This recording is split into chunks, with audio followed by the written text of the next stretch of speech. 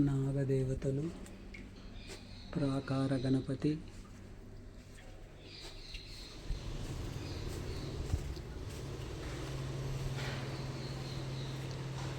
దక్షిణామూర్తి,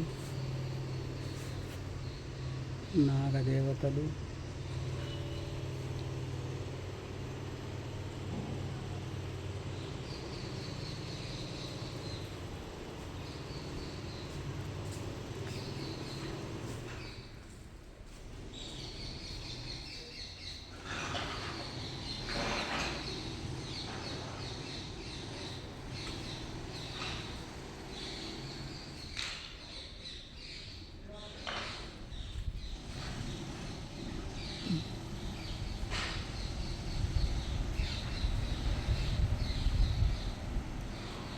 సుబ్రహ్మణ్య స్వామి,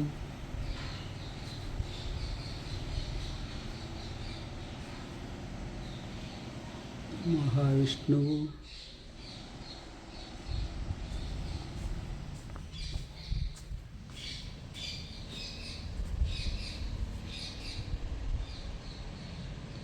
బ్రహ్మ,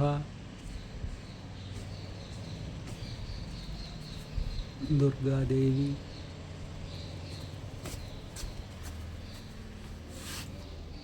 చండీశ్వరుడు,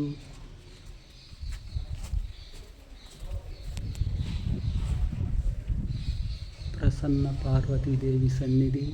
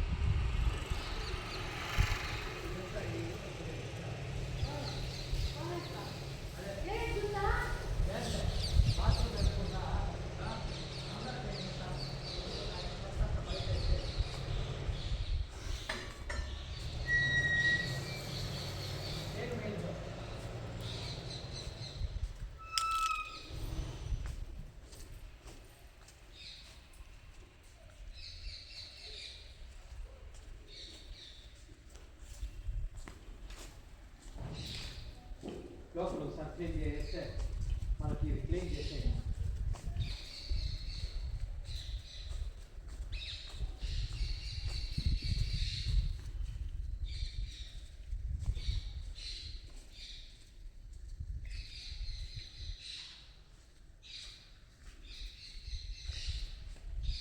ముందు వరకు క్లీన్ చేయాలి.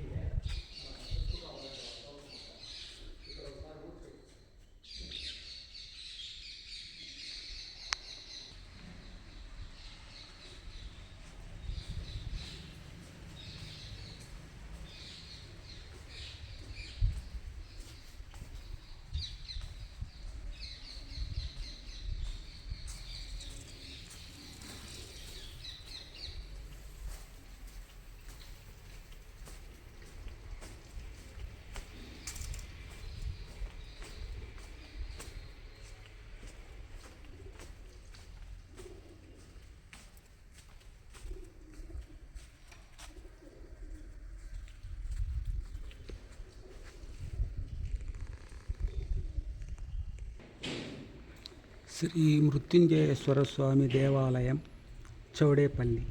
ఈ గ్రామం పొంగనూరు నుండి 15 కిలోమీటర్లు, పలమనేరు నుండి 25 కిలోమీటర్ల దూరంలో ఉంది. ఇక్కడ మృత్యుంజయేశ్వర స్వామి ప్రసన్న పార్వతీ సమేతముగా పూజలు అందుకుంటున్నారు.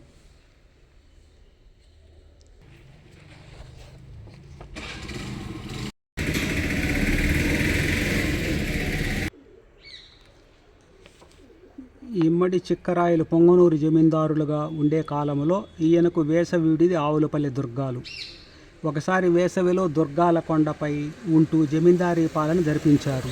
అప్పుడు నీటి కొరత ఏర్పడింది. ఒకనాటి రాత్రి ఆవులపల్లి దుర్గాల విడిదిలో ఉండగా చిక్కరాయల వారికి కలలో పరమశివుడు ప్రత్యక్షమై, నాయన, నా విడిది భవనానికి సమీపములో కొలనులో నా శిలాలింగముతో పాటు నా పంచలోహోత్సవమూర్తులు ఉన్నాయి, వాటిని వెలికి తీయించి నాకు ఆలయం నిర్మించు అని ఆనతిచ్చి అదృశ్యమయ్యాడు. ఆ శేషరాత్రి చిక్కరాయల పాలిట శివరాత్రి అయినది. వెలుగుల రాయుడు తూర్పు కొండల నడుమ దర్శనమివ్వగానే రాయలు భటుల్ని పంపి స్వామి చెప్పిన చోట శివలింగము, చంద్రశేఖర స్వామి పంచలోహోత్సవమూర్తులు, పంచలోహ పూజా సామాగ్రి వెలికి తీయించారు. అమిత భక్తి శ్రద్ధలతో పూజించి ఆ విగ్రహాలను భటులచే మోయిస్తూ తన రాజాస్థానమైన పొంగనూరుకు బయలుదేరారు. సాయంకాలం అయ్యేసరికి ఈ చౌడేపల్లి పొలిమేరలో బస చేశారు. అనుక్షణం శివుడి మీద ఆలోచనతో మునిగిపోయిన చిక్కరాయలకు రాత్రి మళ్ళీ శివుడు దర్శనమిచ్చాడు. నువ్వు ప్రయాణం ఆపిన స్థలమే నాకు బాగుంది, ఇక్కడే ఆలయం నిర్మించమని చెప్పారు. అక్కడే నిర్మాణానికి పునాదులు త్రవ్వించాడు. వేలాది మంది సైనికులు, శిల్పులు, కూలీలను రప్పించి పని ప్రారంభించాడు. ఆలయం నిర్మాణం చురుకుగా మొదలైంది. ఈ మధ్యకాలంలో చిక్కరాయలు ఒక విచిత్రమైన జబ్బుకు క్షీణించిపోయాడు. ఎందరెందరో రాజవైద్యులు పరీక్షించి చికిత్సలు చేశారు. వీరబ్రహ్మం గారి శిష్యుడైన శరభరాయలను పాపగ్ని మఠం నుండి రప్పించుకొని చికిత్స చేయించారు. రాయల వారికి నెమ్మదించలేదు. ఈశ్వరుడి ఆలయం పూర్తయ్యేంత వరకైనా తాను బతుకుతానని నమ్మకం లేకపోయింది. స్వామివారిని మనసులో స్మరించి, తండ్రి, నీ ఆలయం పూర్తయ్యేంత వరకైనా నా దేహంలో ప్రాణాలు నిలుపుమని వేడుకొన్నాడు. జమీందారు దిగునీకరించిన ఉత్సాహంతో ఆలయ నిర్మాణాన్ని స్వయంగా పర్యవేక్షించసాగాడు. దూర ప్రాంతాల నుంచి వచ్చిన శిల్పులొకంత చెక్కిన కొండల్లాంటి శిల్పాలు మరొకవంత ఆ ప్రదేశం నీరు ఉత్తరంగంగా కనిపించినది. మానవ మాత్రకు సాధ్యం కాని పనులను చేయడానికి ఏనుగులు, గుర్రాలు వేరొక వంక ఉండేవి. గర్భగుడి ముందు నిలపడానికి 60 అడుగుల ఎత్తైన ఏకాండ భారీ రాతి దీప స్తంభం మలిచారు. కానీ మహోన్నతమైన ఈ స్తంభాన్ని నిలబెట్టగలిగే ప్రతిభ ఎవ్వరికీ లేకపోయింది. మానవ శక్తి సామర్థ్యాలు ఆ దైవ కార్యాన్ని నెరవేర్చలేకపోయాయి. ఏనుగులతో ఎత్తించిన వందలాది మంది పట్టి పైకెత్తిన ధ్వజస్తంభం లేవలేదు. చివరి స్తంభం 10 అడుగుల మేర విరిగిపోయినది. శిల్పులచే సరిచేయించి ఏనుగుల ద్వారా ప్రయత్నించారు, కానీ అది అసాధ్యమైనది. రోజులు, వారాలు గడిచాయి. చిక్కరాయల మనోభిష్టం నెరవేరలేదు. తనకు అసాధ్యమైన పనిని ఆదేశించి తనను చేతవానిగాడిగా శివుడు చేశాడని భయపడినాడు.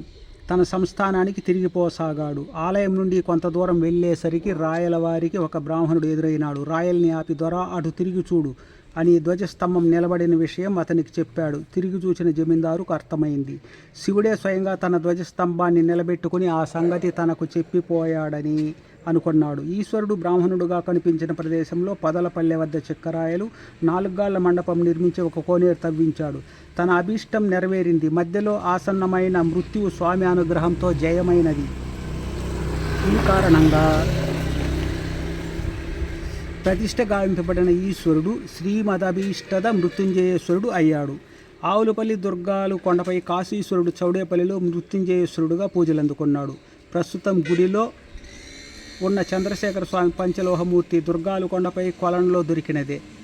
ఈ స్వామిని పూజించిన వారు కూడా మృత్యుంజయులవుదురని భక్తుల విశ్వాసం. అందుకే ప్రముఖ సినీ గాయకుడు ఘంటసాల వెంకటేశ్వరరావు గారు కూడా తన అవసాన దశలో ఇక్కడ వచ్చి 48 రోజుల నుండి స్వామిని పూజించి వెళ్ళాడు. దుర్గాల కొండపై ఈశ్వరాలయం పక్కనే పార్వతీదేవి మరియు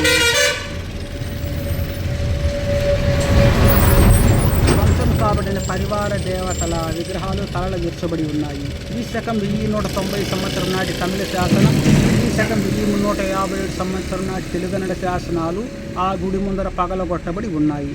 మృత్యుంజయేశ్వరలింగం సుమారు 800 సంవత్సరాల నాటిది. జమీందారు వారు ఆలయ నిర్వహణ కొరకు 100 ఎకరాల భూములు మాన్యంగా ఇచ్చి గుడికి ఉత్తరాన శిలాశాసనం వేయించాడు. ఆలయంలో నిత్య పూజలు, వార పూజలు, మాస పూజలు, పండుగ పర్వణుల పూజలు ఉంటాయి. జనవరి 1కి, ఆంగ్ల సంవత్సరాదికి, మహాశివరాత్రికి, కార్తీక మాసంలో గొప్ప పూజలు ఉంటాయి. రుద్రాభిషేకము, సాధారణ అభిషేకాలు పవిత్రమైనవి. 11 రోజులు, 22, 33, 44, 55 రోజులు వ్రత పూజలు చేసి భక్తులు సంకల్ప నిధి పొందుతున్నారు. ఇక్కడ శివుని దర్శిస్తే అభిష్టం నెరవేరుతుందని భక్తుల విశ్వాసము.